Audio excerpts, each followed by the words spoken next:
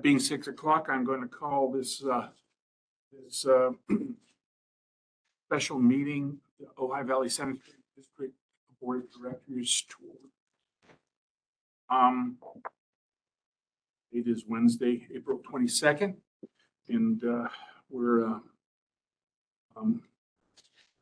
back to the budget. Please do a roll call, Allison. Sure. Director Martinson. Here. Director Berg. Here. Director Quillisi. Here. Director Reed. Here. Director Curtis. Here. It does appear at this time Director Kintosh is absent. Okay. In case. Oh, sorry. Did I not call you? Oh, well, You're here. I was, You didn't even notice. well, I didn't act like I know. I'm working on my humble. Fair enough. Incognito. That's the next level. Yes, humble. Present here. Thank you. Let's do the Pledge of Allegiance. Will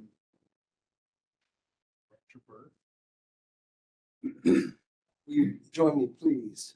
I pledge allegiance to the United States of America and to the republic for which it stands, one nation, under God, indivisible, with liberty and justice for all. Okay. It being a special meeting, no additions or amendments to the agenda are permitted. Do we have anyone waiting? Any public concerns? I don't see anyone in the waiting room. And none present in the boardroom. So we'll move on to action item number 6, the preliminary budget, yet again, fiscal year 2026-27. So I'll let the study session begin. Wonderful.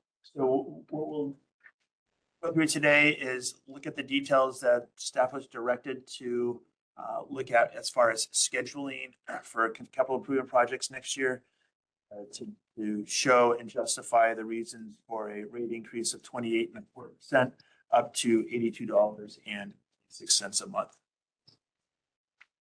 Things we'll talk about today, we're going to talk about the revenues, about the expenses, break them down in O&M contributions and capital improvements. We'll look at the design construction schedule for next fiscal year. Talk a little bit about some staff goals. Again, the whole intent of this is to show that it's dutiful for us to increase rates, the $18.12 from $64.14 currently up to $82.26 per month, which is an 82.25% increase. They go a little bit about the revenues. So the service charges it is in the preliminary budget handout. Service charges we're proposing, it's going to be $12,681,000 and change. That's 90% of the district's revenues. The majority of that is billed on tax rolls. We have some direct bills, mobile home parks, commercials, and then some of the non-tax properties that we talked about last time. That would be schools as an example. Property tax, so the Prop 13, the 1%, we're estimating $1.275 million. That's about 9% of revenue. The general fund interest, we're estimating $60,000. That's less than 1%. And other income, we're estimating $44,500 for that. It's also less than 1%. That would be inspection fees, permit fees in Cayugas Municipal Water District. Casitas is actually in service charge revenue. Put that in the wrong spot. Sorry about that. My bad. Casitas is up in the Service charge revenue. service charge revenue. Service charge. It's inspection fees and permit fees. Okay. Totals $14,061,000. Talk about the operation and maintenance expenses on last Monday night. We're proposing it's a 4.2% increase in costs for that. Predominantly adjustments for inflation and chemical increase costs. On this chart, you can see what we had in fiscal year 24-25. last year, this current year that we're in right now, 25-26, and what's proposed for 26-27.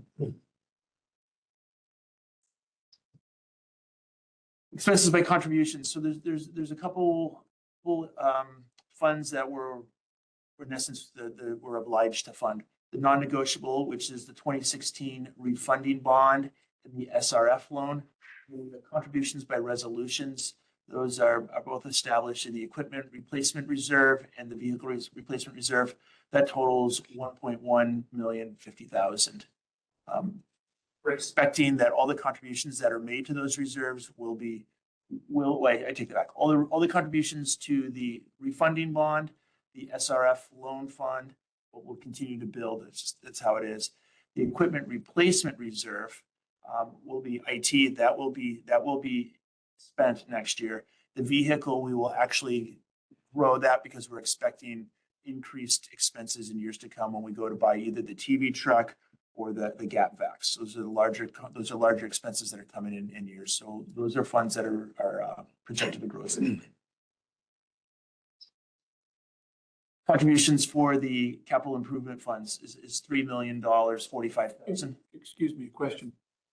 The yard truck is not a licensed vehicle? The trailer? I don't know, honestly. It's Slated to come out of the equipment reserve fund, and so I think that other number is about 100,000 short. But I think it's 277. That's what makes sense to Yeah, me. this is- Especially if it's licensed, then it almost has to be. I would agree. If it is licensed, I'm not so sure. The one that we rent is licensed, but that's how they get it here. I'm not so sure that the one that we would buy would be licensed. I'll check into that, but I'm with you.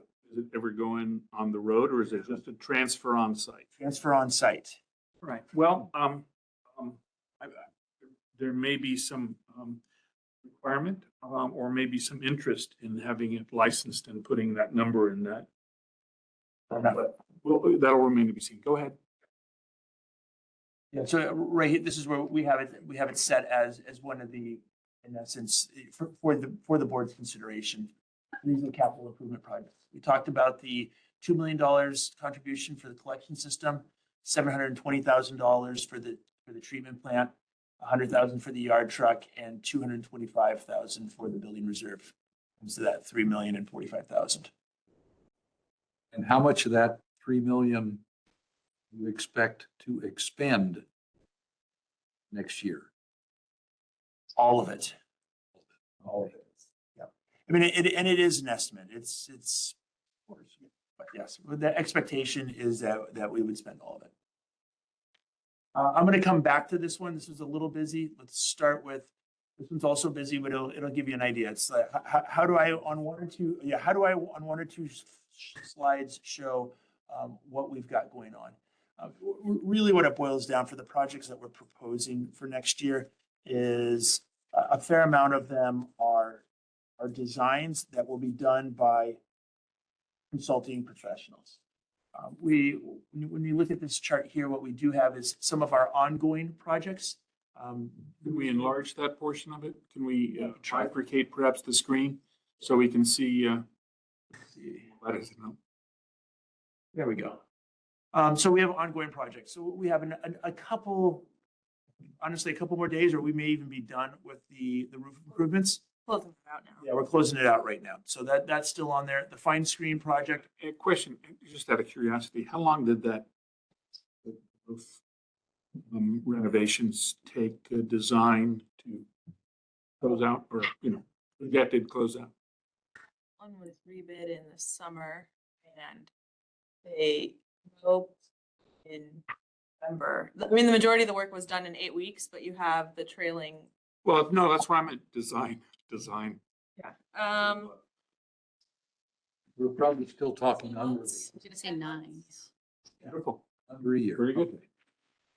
Yeah, so maybe zoom out a little bit. We'll talk about the priorities. So this first section are projects that are ongoing. This next section down here is it's the same order that we talked about on Monday night based off of risk and needs. Summary of the project by name. Funding is really where it comes from. This kind of matters for us, so that's how somewhat we keep track of it. It may not matter necessarily for the board. The OVSD lead is really who's going to be the point person here at OVSD. whether it's a consultant or an engineer.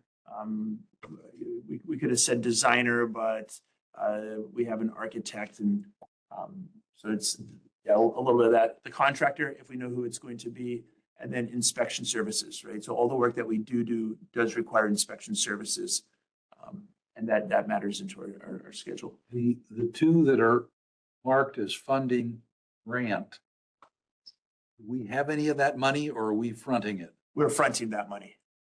That's money that we were gonna have to front. But schedule wise, I thought it was prudent to include it on here. Absolutely. So to go over the projects that are ongoing, we have the roof replacement, the fine screen replacement, a CCC valve down at the collection system, some City of Ojai paving projects that we have every year, the two septic to sewer, the Trustee Lane and the North Rice Road, and crack monitoring, which is a project that I think we will present to the board on Monday night. Yeah. Yeah, it'll be it's a substantially minor amount of time for us.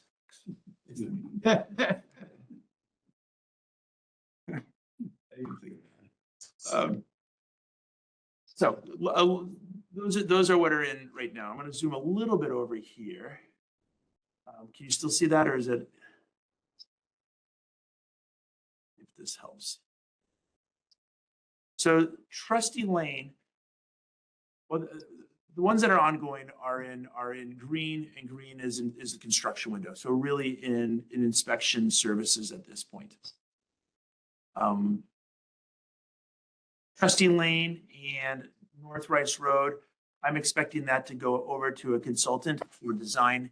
Those are around $300,000 or $600,000 each for those.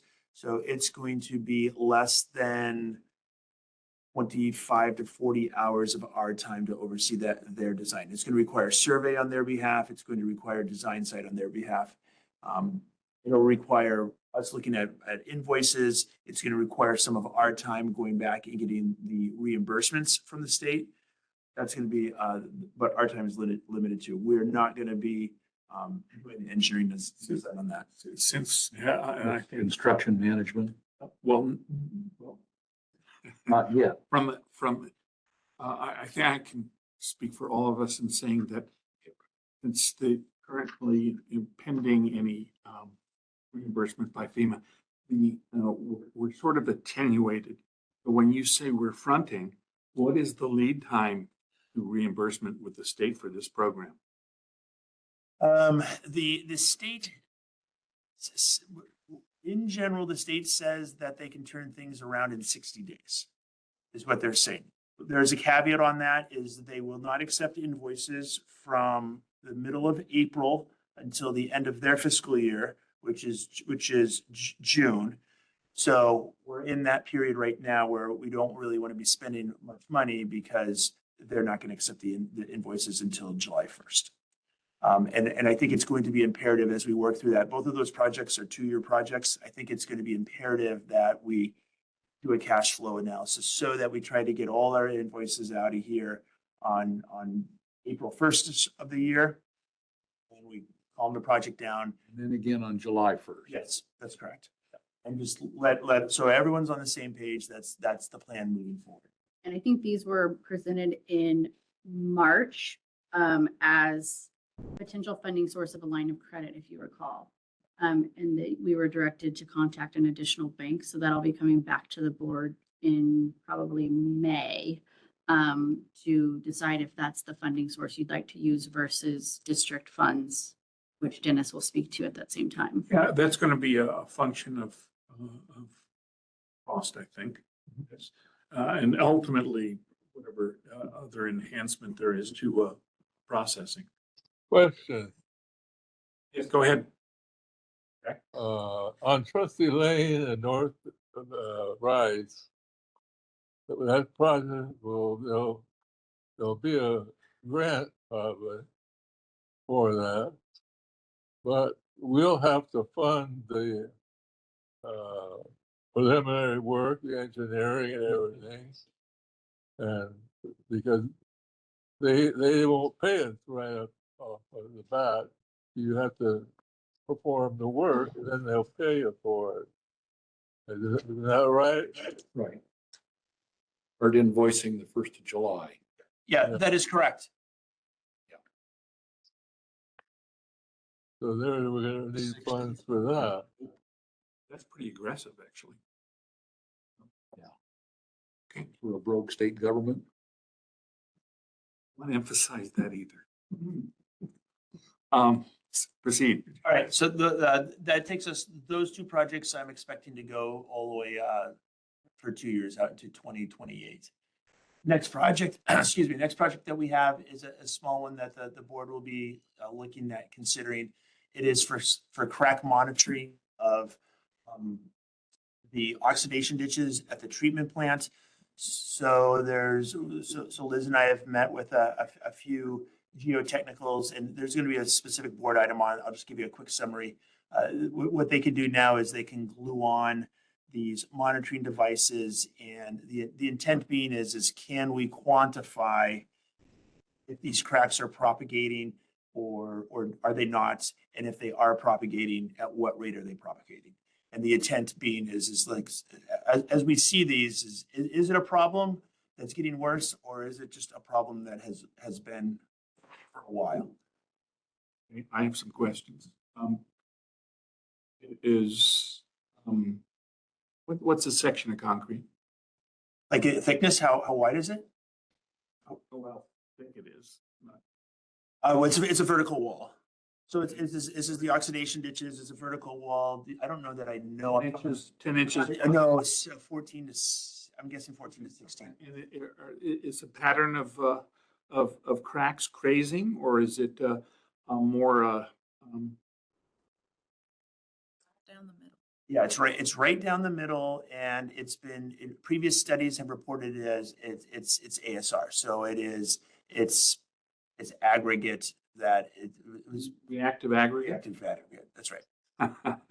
That's what previous studies have. A lot of that going around, especially when you have a corrosive environment or saltwater environment. I'm going to presume it has a pretty substantial reinforcement schedule.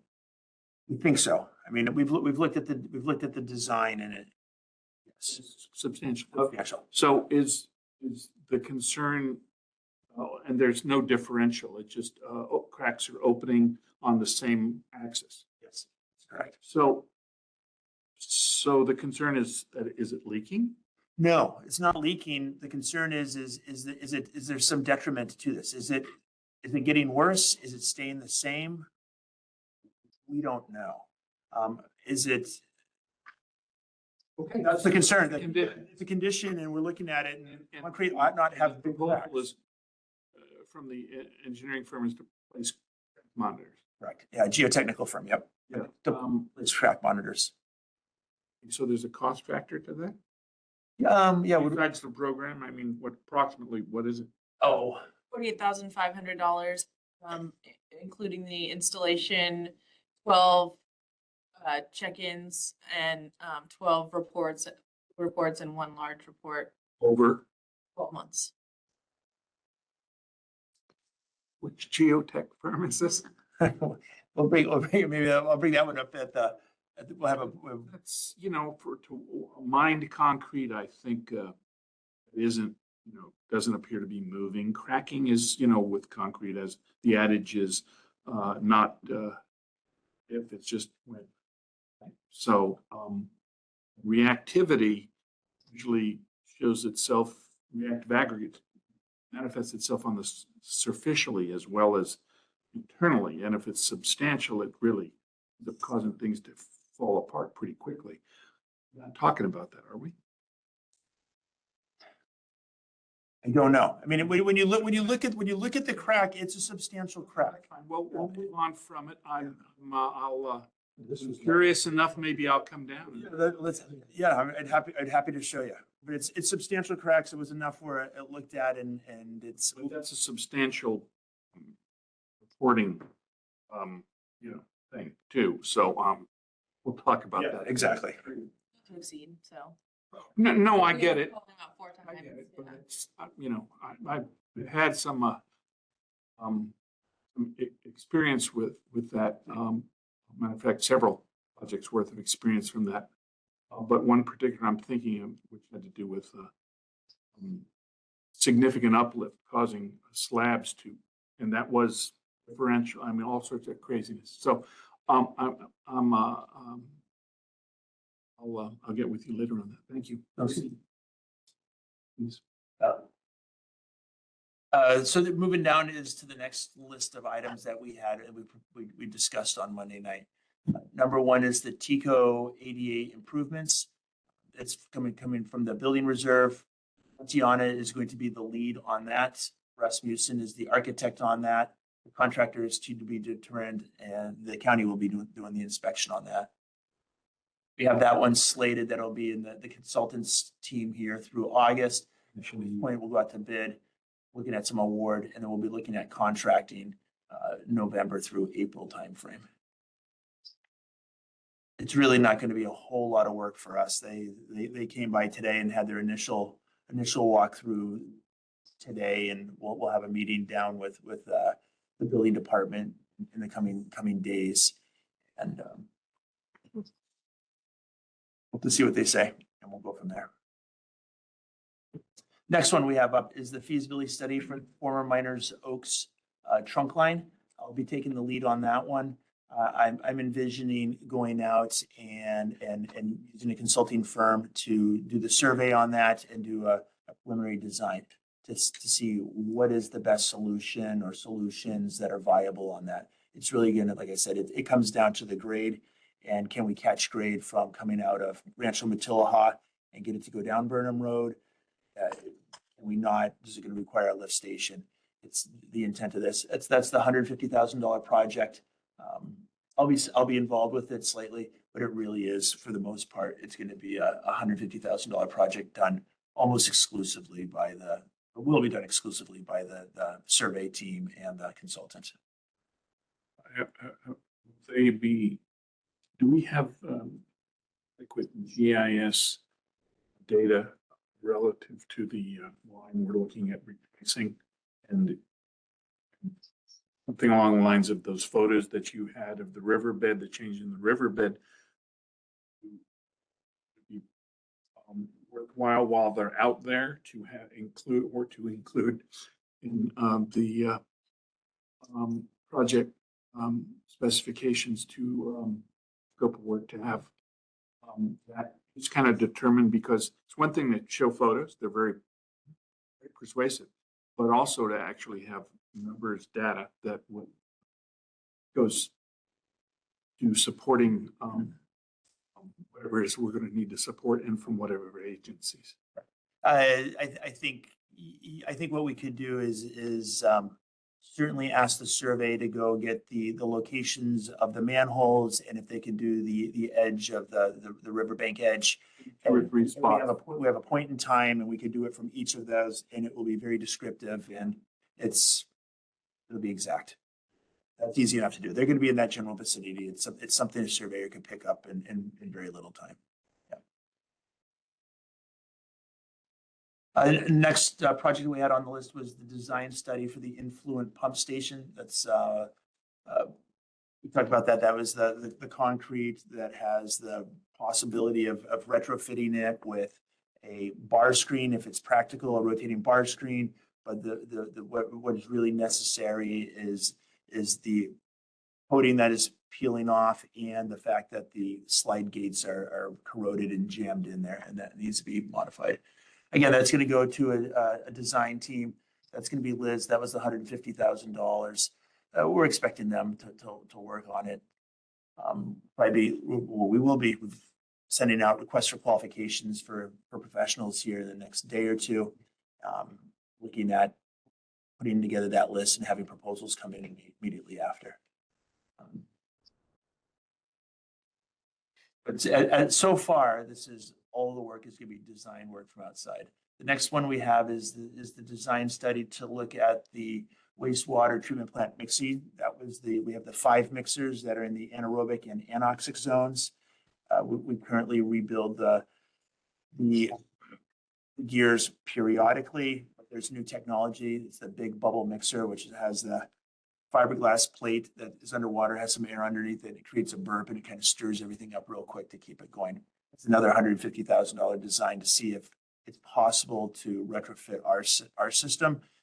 Then it would get us out of rebuilding these pumps and motors. The impellers need to be rebuilt at this point. It could save us some money there. If it doesn't, then we're back to the drawing board of how to replace them in kind. That one's also $150,000. Know what it takes if we keep replacing That's right. Just do it again. existing equipment. Here comes the meat and potatoes of time that it's gonna take OVSD staff. We got the Techite pipe rehab. We talked about that on Monday. It was 1,800 feet of that. We're looking at a consultant design on that. Take some time to take it out to bid and award, and then we'll be in construction. We're looking to have this during the construction window of October through May. It's like 2 weeks of construction or less, but depending on weather, hoping to award, and as soon as they can fit it in their schedule and the weather is acceptable. Another big project for us staff-wise would be the Rancho Drive pipe bursting. That's also a project that we would bring out to a consultant to help with the design or do the design. We would bid it, award it, and who oversees the inspections to be determined. That one may, what is the time frame on that one, Liz, construction-wise? Is that similar where it's going to be weeks, or is it going to be a little bit more? No, it'll be a couple of months. But we're proposing to have that one wrapped up by summertime. The Alto Drive is a very similar project, depending on how they're designed and bid.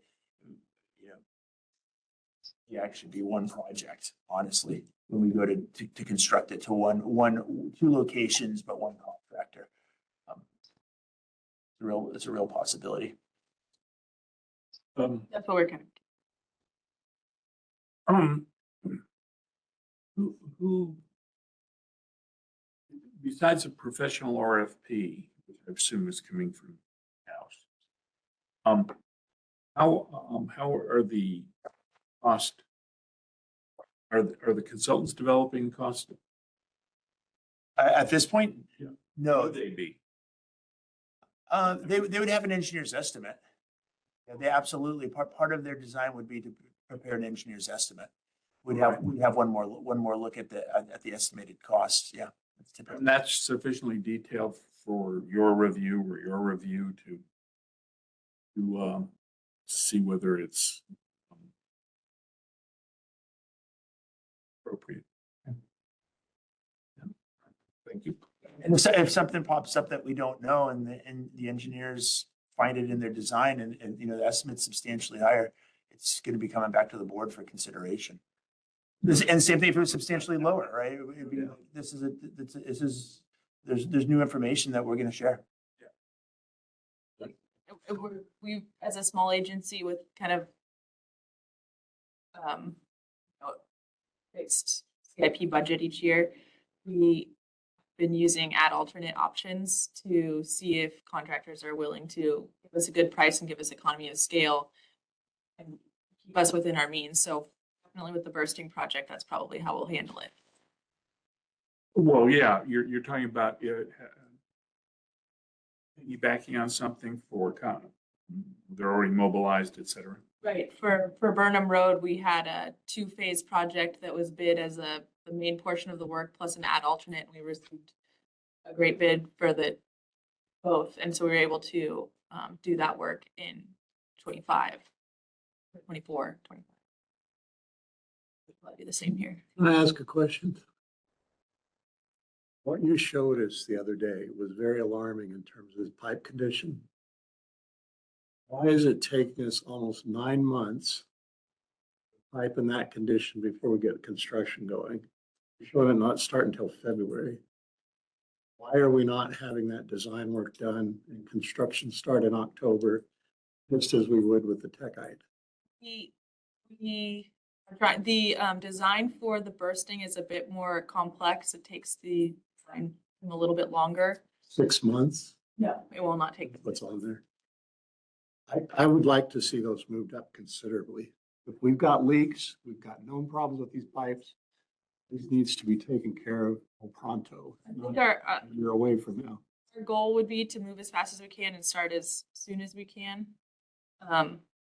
Hope so. Right, but sometimes, you know, I don't know. I we, don't know why we're showing it that far out in the future. If you've got known leaks. I'll tell you, when the Valdez spill occurred in Alaska, one lesson that came out of all of that for really all the major oil companies was you got a leak, get big, quick. I think needs to be our philosophy too, because we already know what kind of penalties we can see. These kind of things.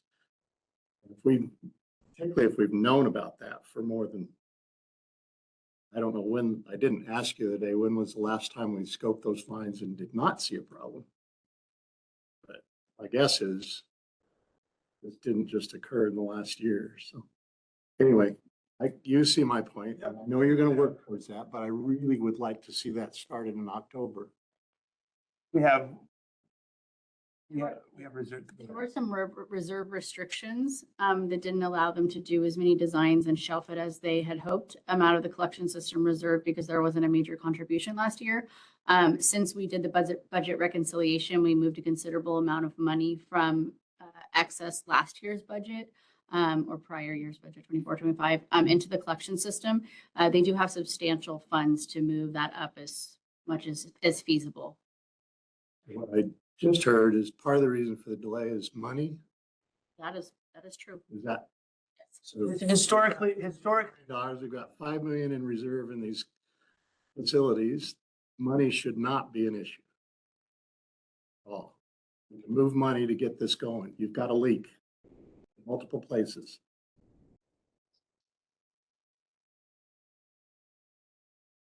The chart as I see it says that if we change the rates starting the 1st of July, then we're going to start incrementally increasing our reserves or whatever. And 6 months later, you're already into construction by this chart on 2 projects and about to start 2 others. I was hoping we could see what those costs were and straight line them in each phase or whatever, so that we know, for example, how much money do we need to have come the 1st of October, when one project starts, 1st of September with another, and 1st of January with 2 others.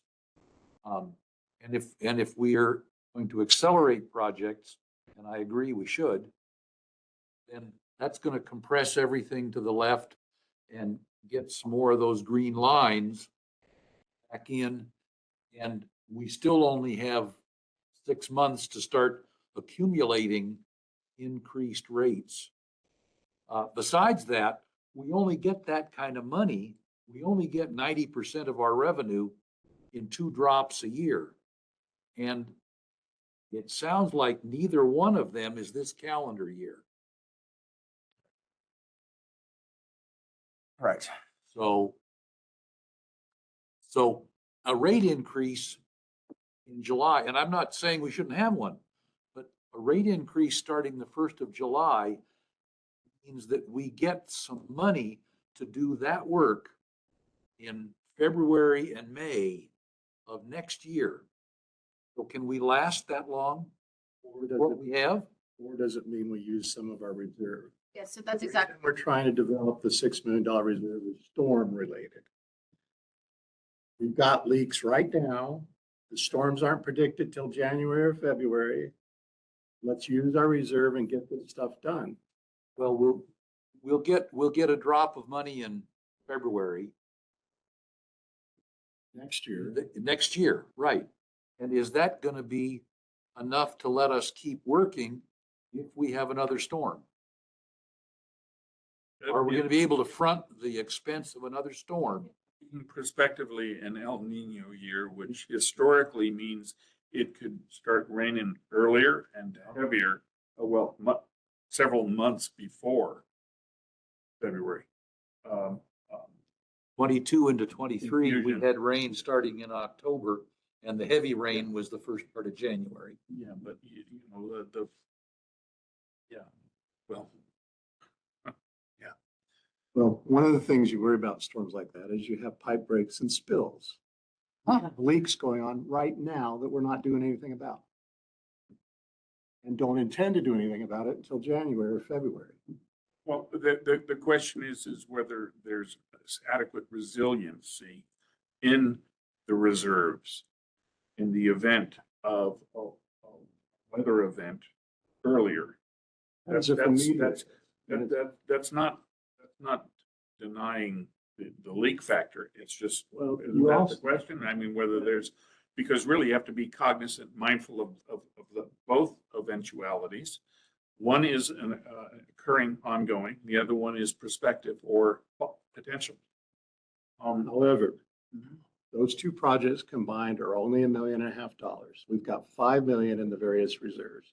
But In addition to 986,000 that we're not using in the, the rate reduction fund. So again, money should not be an issue with getting these started in the fall. Even with those concerns in Then mind. where is the next fall tent pole that we have to worry about? I'm thinking maybe it's the staff. Do we have enough staff to get That's what, yeah. all these design projects underway? I think we, Then we're proposing they're here. I think we do. I'm proposing to take these out to consultants, have the consultants do the survey work and do the design. So at this point, I think we do. I think the issue that may come up is during construction of the subsequent year, when we're over here and we're wrapping up construction and we're wishing to get started on the next set of designs. That's when I think we're going to end up with having to get staff. For this, as we sit right now, I think we're okay on designs and construction. But this time next year, when we're wrapping up constructions and we're looking to start next round of designs, is when we're going to have staffing issues, possibly. and how much in advance of that would you be looking for staff? In months? Yeah. Yeah, 5 months. It's 5 to 6 months to onboard right now. Is it, and is that trifle optimistic or actual? Maybe. All right. I mean, for I don't know if the district ever employed deputy inspectors? We have. We've used consultants to inspect before. Oh, we had a, Those are two different. You're You mean things. saying deputized inspectors? Deputy inspectors, they're people who professionally do it, usually within a certain, whatever their. Workers for inspection. Yes, yeah, they are. Yeah. Yeah, well, okay, concrete, we were talking about earlier, gets a lot of that because it's a very active thing and inspectors can't be everywhere at the same time. So oftentimes the company that's, the contractor's paying for it, but it's ostensibly a disinterested, expert inspector. Like any consultant. Yeah. Yeah, but it's not Supposed to be. necessarily an employee. It can be. Expert in. It can be, but Impartial. usually an independent, I'm thinking of the independent or small company, that's all they do versus someone who's on staff at an engineering or a consultancy firm. So, but, neither here nor there. Okay, that's, so that sounds like the staffing thing gets put in, becomes a line on the, Staffing will become a line, yes. the schedule. 6 months from now, it'll be absolutely a line on the schedule, yes. And were you saying that you thought it would be helpful to see the money, like dollars Well, after the green I and at yellow first, lines? I at first thought that would be useful, but then I realized whatever we do with rates right now, we're not going to see any money for 8 months. Well, but it From also July to February. also could highlight expenditure burn rate. Oh, what it yes, is called.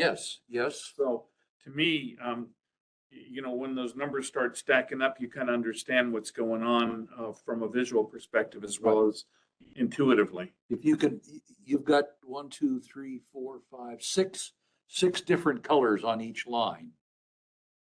You can kind of estimate and straight line the costs in each of those Yeah. 6 In the color.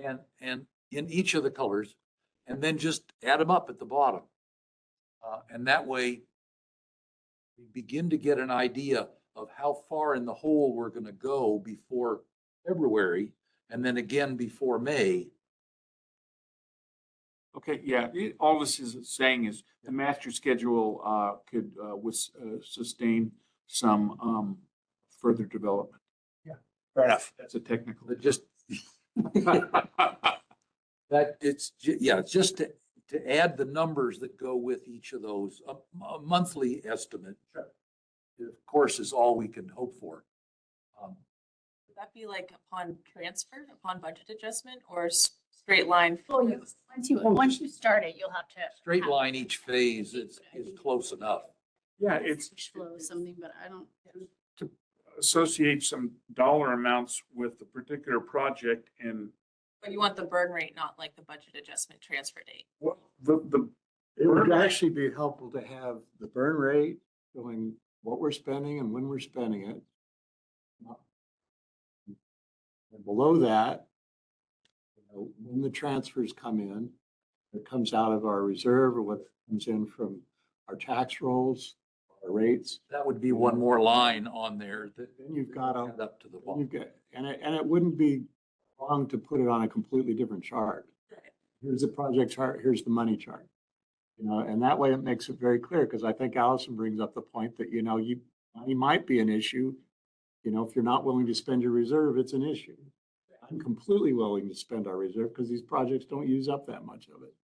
So, but it would be Schedule- nice for people to see that so that we have a good idea of what's going out, what's coming in, what's being transferred. So the reason we can do these collection system and treatment plant, but I'll talk collection system projects, you see the design beginning, I would say as soon as possible. We have the RFQs going out. We're hoping to award design as soon as we can, May, June. Is because we have transfer from the fiscal year 24-25 budget, which did give our collection system reserve a little bit of cushion, enough to start projects, execute the techite rehab, which is the one that you saw with the circumferential cracking adjacent to the river first, because that's the one that we're most concerned of. And then if funds are available, we can, we'll motivate the design team to move as quickly as possible on the other two. We can award them if we have funds available, or we'll have to wait for disbursements from this fiscal, or take it from. Some out of, Yeah. And by we then- have some carryover this year too, so it's. I just don't think we're in a bind to get those started earlier. And we're going to get 45% of our revenue 8 months into the fiscal year. The other 45%, 11 months into the fiscal year. So That's how it if works. there's a storm in that first 8 months, We got a leak now. then we got a big problem. We do. But right now you've got a leak. You have 3 of them. And we still don't know what's going to happen with the asbestos issue. Apparently we don't test for it. So that's an interesting problem. well, if it makes anyone feel better, they had a 12,000 gallon SSO at Oxnard plant today. I saw that. They're closed. Malibu. Well, we do them 12,000 anyway. gallons, Yeah, cleared everything down to Malibu. well, yes, it did. Oh, yeah. Well, and Well, that's where the current goes. Yeah, that's what. yeah, and someone, I don't know who does the testing that clears the ocean, the federal and state waters. I think it's usually the county. I mean, but the county often does the testing, yeah. They usually, that's who we report to. It's like, we'll set up, or sometimes we'll do our own internal and then report that to the county for the county to report back out. Both times happen. probably going to, unless you want to you would disabuse me of the notion, Dennis, but these prospective or projects. So it doesn't get tagged on anything we've already started, but something that's going to in design. To me, that's really an incipient project. Maybe needs to get added up on the letter that winds up going to the water board, just so they know we're thinking about things in this from the perspective of what our response might be. Somewhere along in here. I shared the PowerPoint with Dennis and Robert on Tuesday, Monday evening or Tuesday. Needs to be a slug of numbers and just to date, or at least that kind of language, and somehow it needs to get introduced to them down there. And obviously you can add to it, and there's more on the way. We got to get some, or at least try to develop some leverage where there may not apparently be any. Anyway. All right, wrapping this up as we're looking at the last two items on it, the grit classifier. It's some design schedule on here. The bidding, I think the bidding is going to take a little bit longer on that one, and the construction. It truly is. There's going to be some piping that needs to get redone, but the vast majority of that cost is bolting up a piece of equipment. It's not much construction wise. When they would do it, I don't know. We're expecting Liz to help out with that, but also Riley Reed. Riley's been doing quite a bit of work down at the treatment plant. And then the other one is the yard truck. The yard truck is a purchase. Be a spike somewhere. Be a spike somewhere. Yep, that's right. Worry about the Miners Oak trunk, though. It looks like by this plan, it's going to be 18 months before it's fixed. This is design only. I don't think with the Miners Oaks trunk. My hope is that it's about a 15 weeks of design work. I can certainly, when we go do the request for qualifications and look at proposals, we can make time constraint imperative on that and try to narrow that down. But my back of napkin calculation is it's going to be a 15-week project for the surveyors and the design engineer. So we can shorten that, but I think we're looking at shortening that up to no shorter than 15 weeks of design. Anything faster than that would. That's about 26 weeks on the chart. Yep. Exactly. So we could probably tighten that up a little bit. And like I mentioned on Monday night, if we can catch with the gravity sewer, it may not be, it's going to be expensive because we're going to have to cross the freeway. We're going to have to cross Casitas, but it's going to be a whole nother, perhaps order of magnitude expensive if there's another lift station that's required. And we won't know that. We don't know that details right now. Like I said, I've run the preliminary numbers on it and it's right on the edge of whether we can catch grade or not catch grade. That's why it needs to be an explicit survey looking at flow lines and seeing what can be done through there. Is there a suitable location for a pump station? Everything looks kind of crowded in that zone. I mean, that may make it an alternative to reaching grade as an imperative. For consideration. Where is the what's the size of the Casitas line? And I heard it's a 24. Any notion of depth? Don't know. But, and then there may be a storm drain line that comes out of Encinos. Just not too far after you turn left on Allude. Storm drain just goes into the river, though. I think when it goes into an open channel between. Remember, I think it goes. project working on the storm drain a couple years ago. I don't remember. I think it goes into an open channel flow that is right on the edge of the doctor's parcel and then the next one downstream.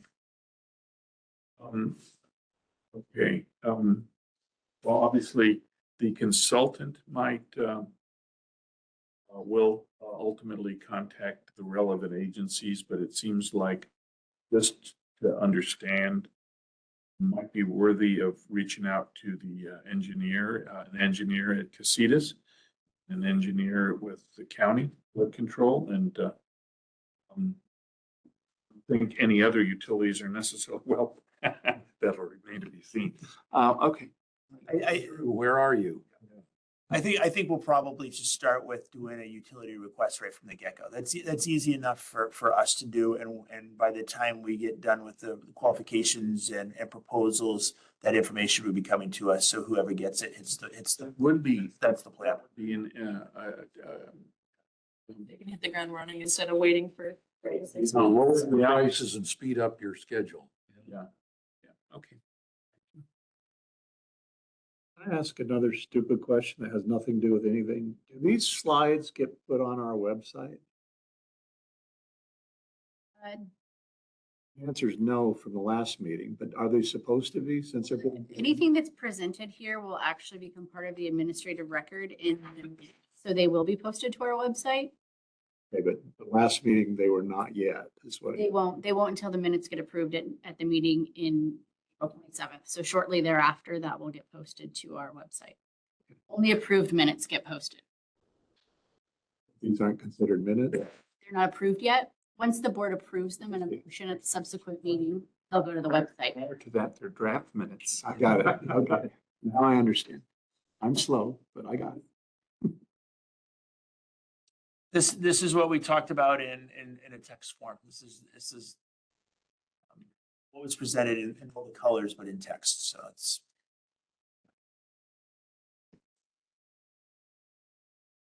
So we have some staff goals for 26, 27.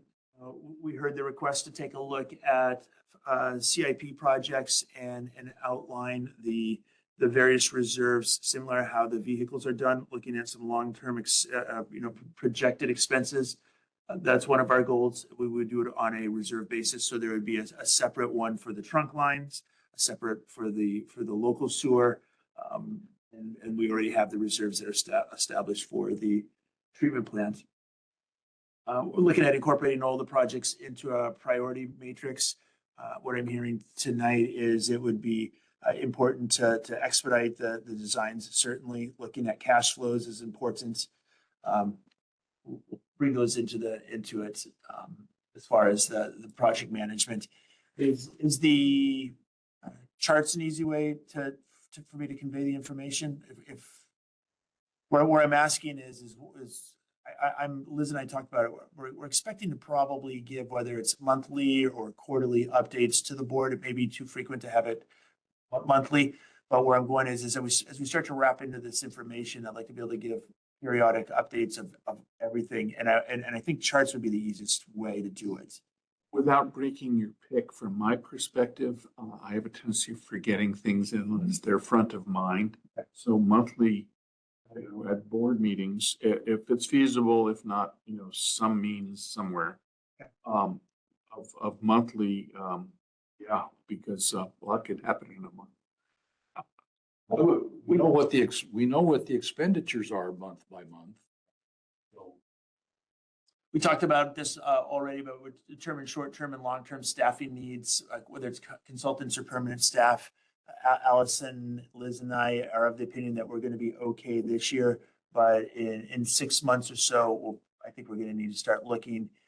And that's the intent of that is to be able to staff up. So we have the end of construction and the next phase of design, and we'll have staff accordingly. this is Liz's posse.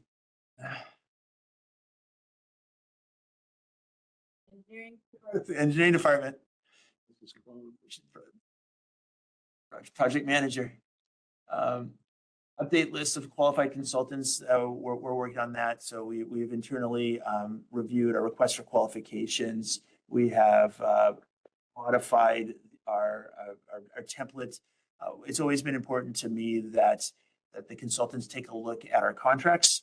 And if they have any adjustments or proposed adjustments to the contracts that we know. And so where I'm going is the plan is when we do the request for qualifications to also have our template contract go out so that we're not in negotiations on minor details in the contract. It's, if you have an issue, let us know up front and bring that to council for consideration.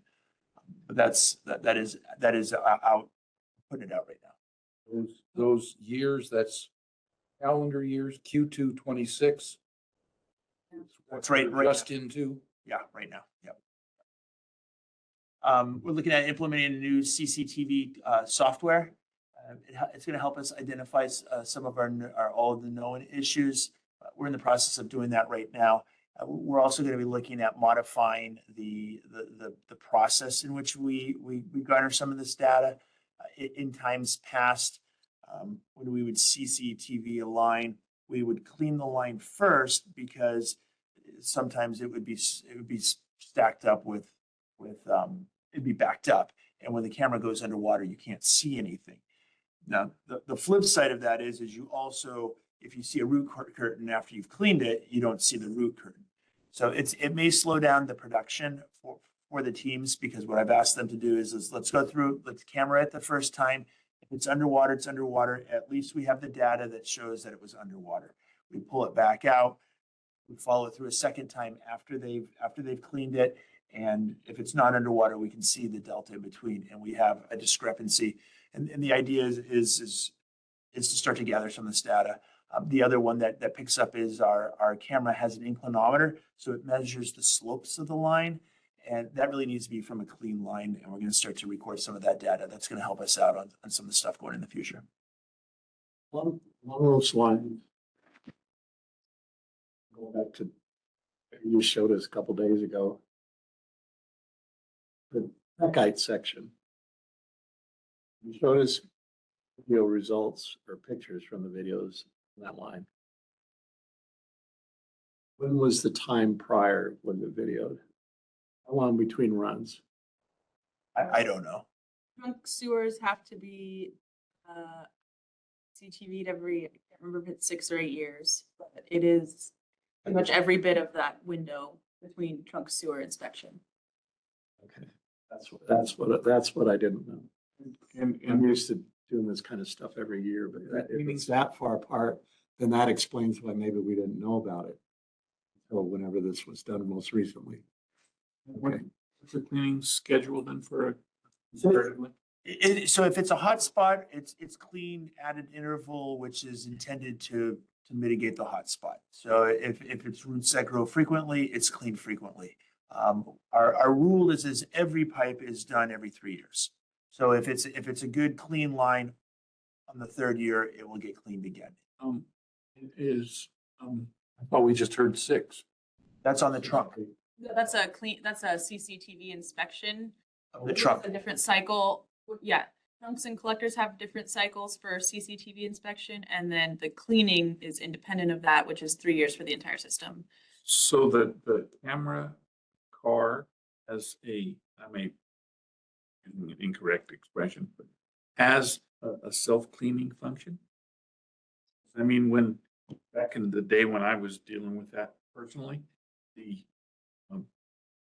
there was no self-cleaning function, and if you either compelled or mandated into a section that was deflected or had said solids build up, that usually necessitated then pulling the camera out and cleaning it and putting it back in, which affected productivity and also made the camera crew kind of cranky. Solids were. Well, I don't- think from a sequencing perspective, it always makes sense unless you're compelled to, because you had you knew you had a deflected section or something. I agree. I hear what you're saying, because if you go in and it is underwater and it covers the lens and you pull it out and run it back in, it's just gonna happen again. Exactly. So basically, You have if it goes in and it's covered, you but quit. The exercise, You exactly. only get one spot that's covered. Yeah, okay, all right. We're doing our best. Well, I would just, I mean, just from the perspective, makes sense to clean if, to facilitate the camera. Once again, what is the benefit to going in raw? Yeah, if you see if there's Root curtains and- it's the root curtains is really the benefit, yeah. The benefit is the roots. So you're documenting. If you jet it, then you don't see the root curtains. Yeah, everything. You may just see a little bit of white. Yeah. Fringe on the white, but that's it. So that's really the intent is just try to identify the root curtains. One set of data versus another. Okay, good. Logic makes sense. It just practically may not be able to do that. Yeah. And that brings us back up to, if we would, if the board wants to look at any of the costs again, we can go back and look at the spreadsheet. That concludes my presentation.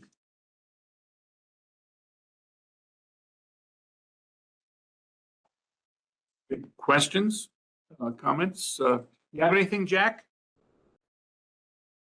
Well, the discussion seems to be whether we need a big reserve. Well, I think that shows that we need a big reserve. What we went through with the flood and doing the TMDL upgraded the plant.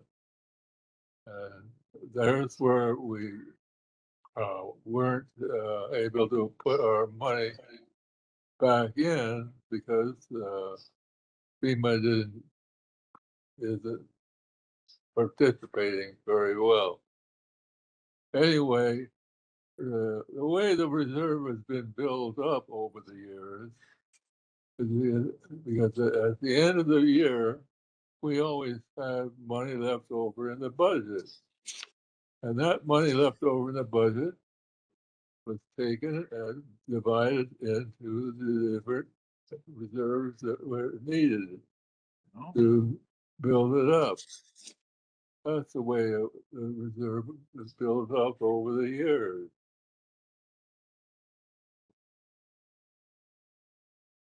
And as far as prioritizing the work to be done, that will be prioritized if you with the funds that are available to do the work at that time.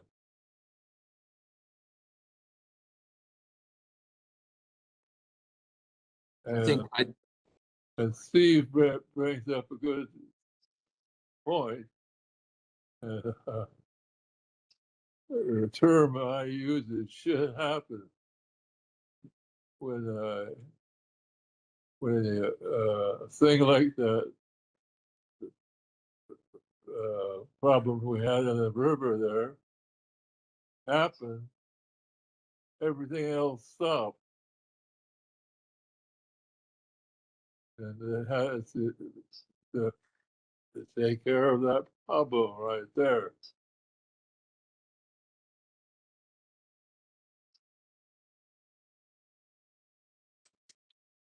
Okay, thank you. Anybody else? Steve, you were about to say something? I think we have a few major points that, and Lowell wrote an email and I responded to it as well. In terms of presenting this executive summary, it begins by talking about all of the activity, not the result. And I think if this is going to be palatable to our ratepayers, there are a few points that have to be made right up front. As I said in my email, it's kind of like writing a newspaper article. First paragraph says, here's the idea. Second paragraph and subsequent paragraphs explain why the idea, gives you more detail, whatever. What we're looking at here is a number of key items, I think, that need to be brought forward. Shock the public, I don't care how you might want to characterize it. But fact is, our reserves are low. we are going to need a rate increase, but we're not going to have that money for 8 to 11 months after the rate increase starts, and our ratepayers, well, they don't see it for 4 or 5 months anyway.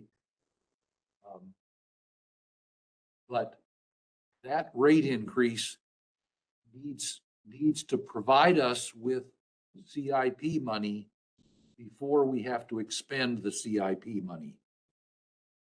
And we're already looking at some construction starting before the first of the new rate increase money shows up. And if we accelerate things like the Miners Oak trunk, which my way of thinking is not a when, it's an if. It's not an if, it's a when, and when is close. We need to stress those things. Our reserves are low right now because we just finished doing the treatment plant. Okay, we spent years getting that money together in reserve funds. And we've done the best we could to protect the ratepayers from having too much of a front end load for what we now have to do, which is deal with the collection system. But we can't escape it anymore. We have this great list of needs. We are going to have to build up the money to finance that great list of needs. And the sooner we start, the better, because we still don't know about the results of the last spill. And we can confidently, I think, predict that there's going to be another spill because of the erosion of the river in Miners Oaks. And so there's this whole confluence of things coming together that say we are going to have more money to keep the system running. Whatever money we get isn't going to show up for 8 to 11 months. And we may have another storm in the middle of that.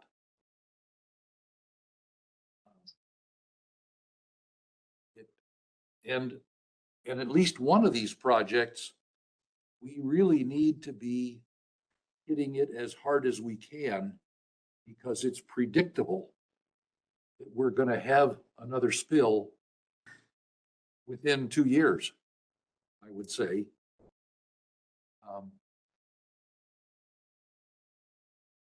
And so those, if we put those things up front, and then we say,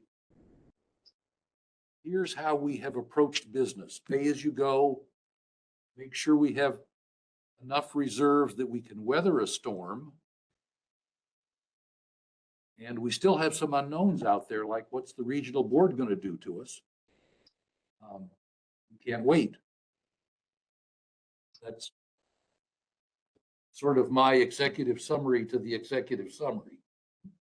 And I concur in everything that he said with two additions. One, instead of referring to the reserves being low, I think depleted.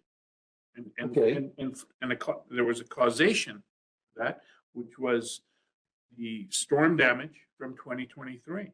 And we were prepared with prior rate increases to finance $12 million or whatever the treatment plan. What we were not necessarily prepared for was two annual storms that cost us another 5 or 6 million that we haven't gotten back yet, by and large. And that, to perhaps synopsize the issue, to execute capital improvement projects from boards, from the district's reserves, pending the next, you're talking about an Pending the additional next storm. No, but you're talking about additional sums of money, but we're also Does the district receive any tax revenues, tax-based revenues before the next, excuse me, when is the next infusion of tax-based funds? Beginning of May, we hope.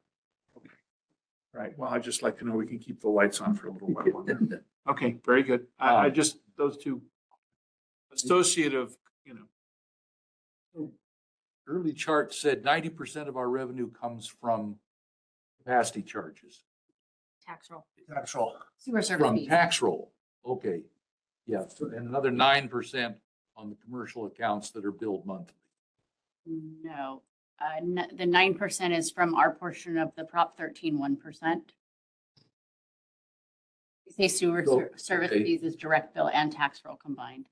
The direct bill is part of that 90%, but it's actually spread out over the year. Spread out, yes, it's billed monthly and it generates currently approximately $150-ish thousand a month. However, several of those accounts are going to be moved to tax roll, so it's going to be significantly less. Okay. Coming in monthly versus tax disbursements. So one of the things, We get paid net 150 or net 180.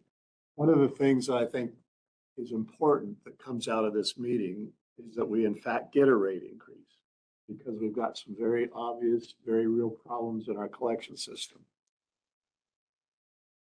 When you look at that data table of those projects, if you could flip to that. Control thing.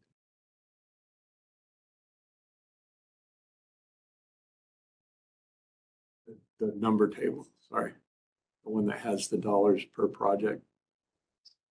The other way. Which, No, I think the last one, right? The last one, okay. whatever, you can get to that. Yeah. So, is that the one? Yeah. So when you look at that, you know, to me, holes in pipe take priority over process improvement. And so, can you go back to that, please? Thank you. So when you look at that thing, But enlarge it a little bit too. yeah, that would be helpful. Yeah, there you go. You've got at least, Another bump.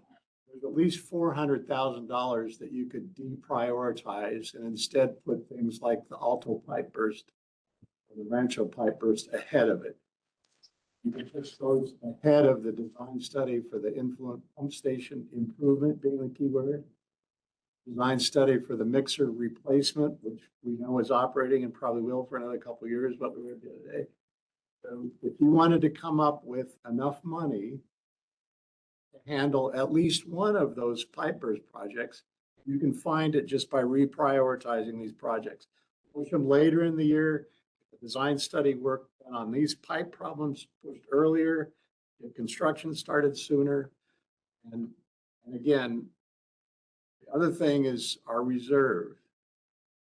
The $6 million you talked about last time was 2 failures in 1 year, right?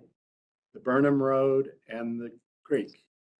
So I don't think there's been a year ever where we've had that much of a reserve need for emergencies due to a storm. Doesn't mean it won't happen again. Doesn't mean it won't be twice as much. But statistically, probability, I think we can draw some money. If you reprioritize that 450 or 400,000, take, you know, $500,000 out of our reserves from whatever account you want, you've got $1 million that you can work with.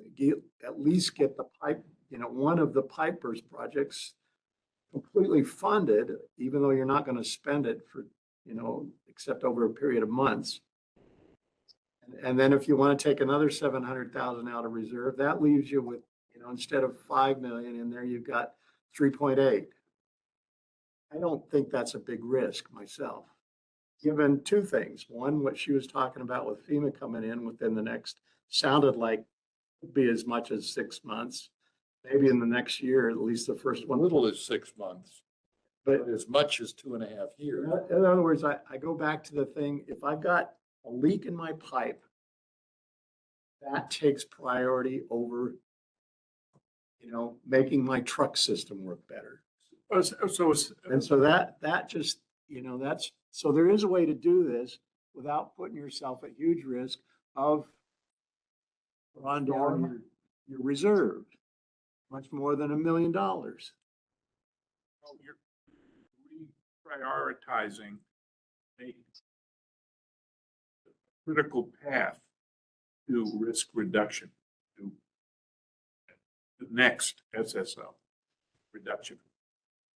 So that's effectively what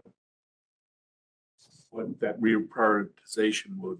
And it does not affect the Tico or the MO trunk relocation. That, I think, is our next most likely big spill. Amen. If we don't get that done. And so again, if we could put money towards that tomorrow, we should be doing that, in my mind.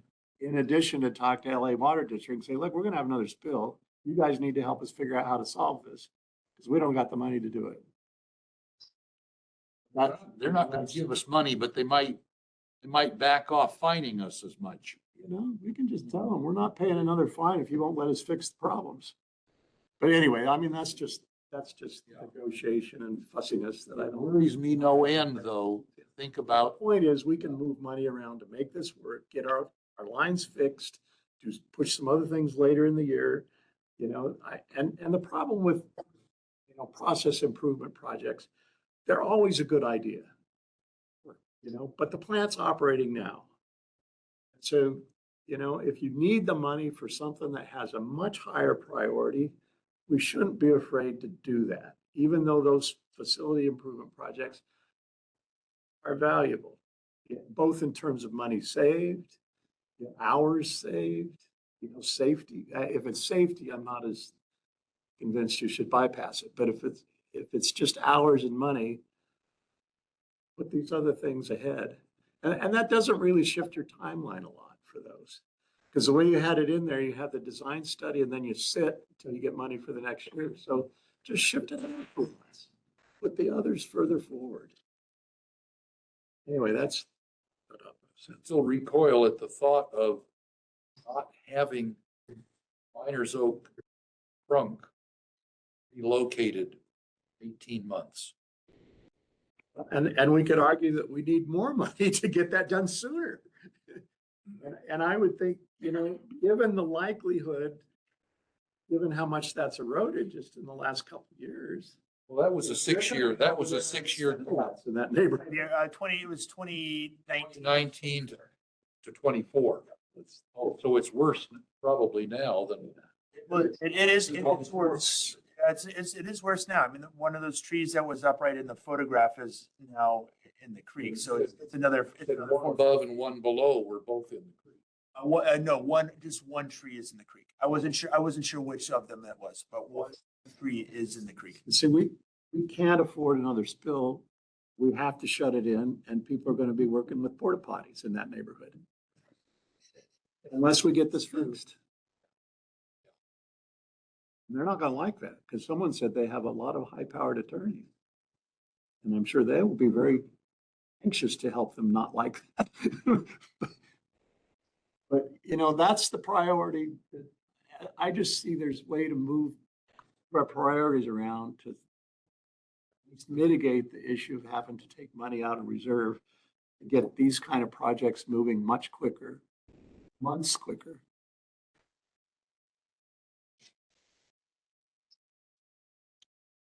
Just also for my perhaps, and this doesn't get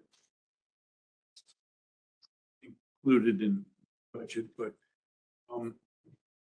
with all of this conversation and this focus, and obviously there's an element of risk. And I'm trying to recall, I had one of those higher numbers that get assigned to it. I think there should be probably, obviously we have some familiarity with the process, but there should be sort of a preliminary plan developed of how what the response would be in the event of a big storm, just so things pretty much, at least sequencing, it's all laid out what vetted by over a period of time, but,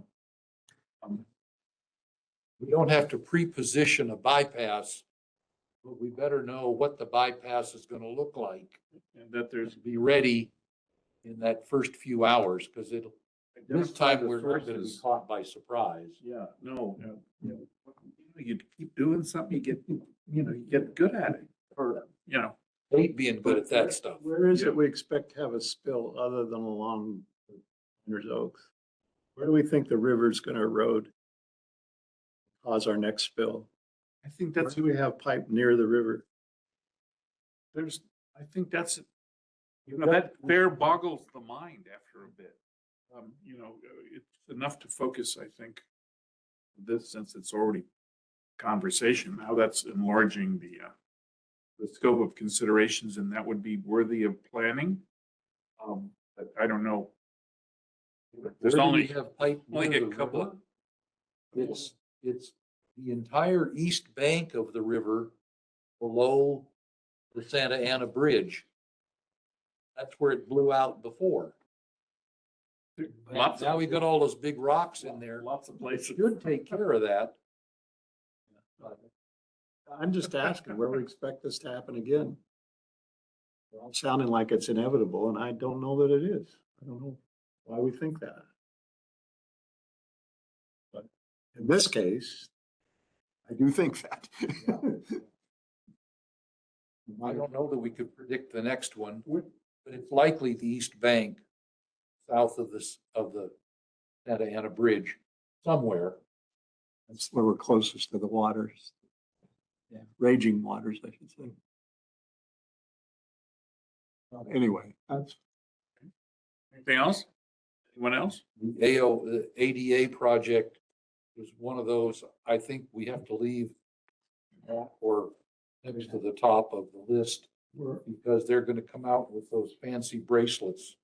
for somebody that's right. If we don't start doing those things. God doesn't want any Christmas jewelry. Not that kind. We're gonna toe the line. Right, any other, any, board or general manager comments? Today. Not today. Okay, Do we have to vote on rate increase? Is that what we need to do? That's next Monday. You just have to provide direction on what the final budget will be that is presented. If it's going to be this document here with some changes to the executive summary. And Or- maybe a reordering of the capital improvements. yeah. I think that really was Not a changing. couple of things. I mean, that's not part of the budget document, but we can definitely discuss it at the time. Text changes, some revision of the priorities or sequencing, a little more clarity on the spreadsheets, the inclusion of the dollar amounts. I think that was the scum. That's a fair amount of work. That was a good MS project presentation. I don't remember, Is that feasible? to because it's do been a few years, The interim? whether you can actually embed numbers by month in those lines and have them thumb like you would in a spreadsheet, That or might if you be- have to do that You differently. just said Microsoft project. What happens? One button, there's one button and everything. My experience anyway. So I think we can, Be careful what you ask for. Yeah. I can definitely update the executive summary, and we can bring the results to the front and start with the action, and then go with the background information. How you feel about cash flow analysis? We can re-rank the projects. That's easy enough to do. To get it An published. expenditure plan, not a cash flow analysis, because where the cash is at a specific point in time from a true cash not reserve perspective would be a specific point in time. So It's a reporting function. correct. And so this would be basically like a incremental expenditure projection. But Aren't we worried about reserve balances? Well, you have to. Only if you need to use it. Yeah, but see, I think the problem is that, so reserve balances are only a placeholder for where the money actually is based on resolution. Where the actual cash is something different. And so whether it's sitting in Bank of Sierra or at the county or in PFM/camp, that is a very different function than reserve. So when you say spend reserves, that means spend cash from wherever it is available at a specific point in And time. there's flags on different pieces of cash. That is correct. And so You reasonable, would have to move the money to make it available for spending and before the bills come due. and then depending on what it is at any point in time, you may have to get board approval to go against your resolution of where the funds are sourced from a reserve. Yep. So you may have to authorize reserve transfers between reserves. Emergency decisions are all about. I don't see how we wouldn't. But the monetary portion as far as timing goes is not part of this document. No. And that's probably something, like I said, the priority of the projects can be adjusted at the time in which the projects are ready to be executed at any specific stage and are sort of irrelevant from the budget because we are already attributing those funds for those projects as part of the budget itself. Now, let me ask a question. This is, I'll call it government. We're an agency, but if we set a budget out like this and specific projects are listed, let's just say 3 months from now, something else pops up and we've got to move that capital to another project. Are we at liberty to do that? You absolutely are at liberty to do that. You are not married to any of these projects. You are correlating the funding contribution to these projected projects, but you have the authority to swap them out and Married to the recognize them at any point in time. We're married to the numbers, but not the projects. We're making the numbers. Change the available, budget if we need whatever to. the priorities may be, and at this time, this is what you're saying they are. Right, okay. Yeah, see, that's important to me, because again, I think the most important thing we're gonna come out of this meeting is the rate increase. How we end up prioritizing projects and all that can be worked, over the next month or so, coming up with the money forecast and all of that. Because that, that's kind of a That's true. It doesn't have to be done right away. fine We just line. need to at some point, we need to understand how far in the hole are we going Yes. before The we hole. actually Fall in the hole, right? Yeah, because we get any to put in the hole. so it gives us financial planning. It's just, you want to buy a car, great. That means I got to move money here to have it available for you. So if you can tell us when you're going to buy your car, we can, make the money available for you. You're going to be busy this year. Sooner.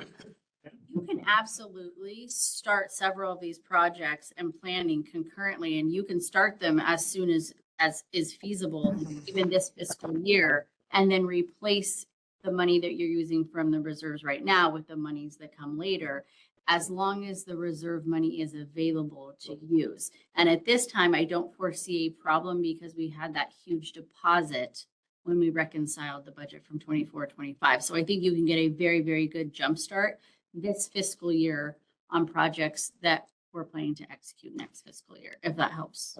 That helps, yes. That's what we want to know. So that having been said, it basically is polish the executive summary, reprioritize some sequencing, maybe add in one chart that shows the money instead of it just being listed. And shows it attached to the project in that's should be a fairly simple. And I think that was really it. Aside from that, the rest of it is, rest of the budget's good. You can do a spreadsheet with monthly columns, the rows for each project, and just throw the numbers in and we'll see where we are. I have a feeling Liz can figure this out. Yeah, but I'm We trying. have a monthly projection, but it wasn't polished enough to present today. So a lot of- a little bit and, You didn't want to stay up till 1? Nobody should be busting their pick on any of this. Yeah. With the exception, it depends on your comfort level on burnishing, polishing furnishing, an executive summary. Sure. From the, what was that, from the bottom? Yes, bottom line up front, bluff. Yes. Right. The reason I love a set that military note is acronym. partly because of that philosophy, around having a summary that says what we're doing right up front. But secondly, this is a massive increase compared to anything this district has ever done before. Those chairs are gonna be spread out. And so we're gonna have to have a really good write-up so that people, when the press gets hold of it and they publish it in the paper, there's gonna be some interest in this. And so, that's why I didn't want to just bury it at the bottom. Oh, by the way, we're doing, we want to have it right up front, guys. Here it comes and here's why. And And so that makes it easy to communicate, easy to defend, whatever right. term you want to use. And also, having said the newspaper, if and when that transpires, I'm never surprised when the fullness of an issue is somehow not presented. Space constraints, but the issue becomes one when it involves a budget. We happen to see an article, make sure that that's responded to with pointing out there was some missing information, because it's almost inevitable. So, okay. Anything else, Jack, before I wind it up? Yeah, I wanted you all to remember, we pay as we go. That's the motto. Yep. Right. Yep. Very good. Okay. It's 7:32 p.m. and I'm going to cause this meeting to be closed. Thank you.